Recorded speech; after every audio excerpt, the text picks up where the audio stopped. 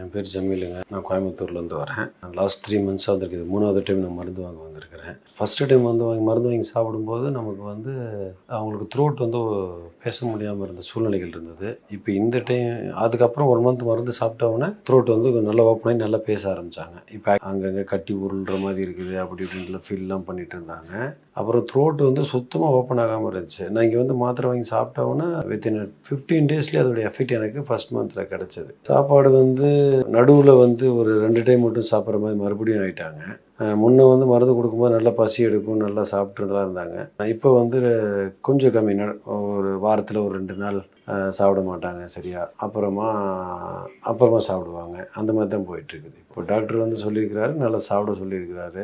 2 இட்லி 3 இட்லி அந்த மாதிரி இன்க்ரீஸ் பண்ணுங்க அப்படிங்கிற மாதிரிலாம் சொல்லியிருக்கிறாரு. வேலையெல்லாம் பண்ணுறாங்க, போகிறாங்க வராங்க. பட் ஆனாக்கா கொஞ்சம் டயர்ட் ஆகுறாங்க. மறுபடியும் அந்த லைட்டாக தலைவலி இருக்குன்ற மாதிரிலாம் அவங்க ஃபீல் பண்ணி சொல்கிறாங்க. அப்படி இந்த டயட்டை ஃபாலோ பண்ணுறாங்க. இந்த டயட் ஃபாலோ பண்ணுறாங்கன்னா ஏதோ ஒரு நாள் 2 நாள் மிஸ் பண்ணிடுறாங்கன்னு நான் நினைக்கிறேன். ஏதோ ஒரு நாள் 2 நாள் அவங்க மிஸ் பண்ணிடுறாங்க. ஆனால் டயட்டை கரெக்டாக ஃபாலோ பண்ணுறாங்க ஓரளவுக்கு. ஏன்னா அவங்களுக்குமே அது சரியாகணுங்கிற பயம் இருக்குது. ஏதோ ஒரு நாள் 2 நாள் மிஸ் ஆகிடுதுன்னு நினைக்கிறேன். நான் டேப்லெட்ஸ் மிஸ்ஸே பண்ணுறதில்ல.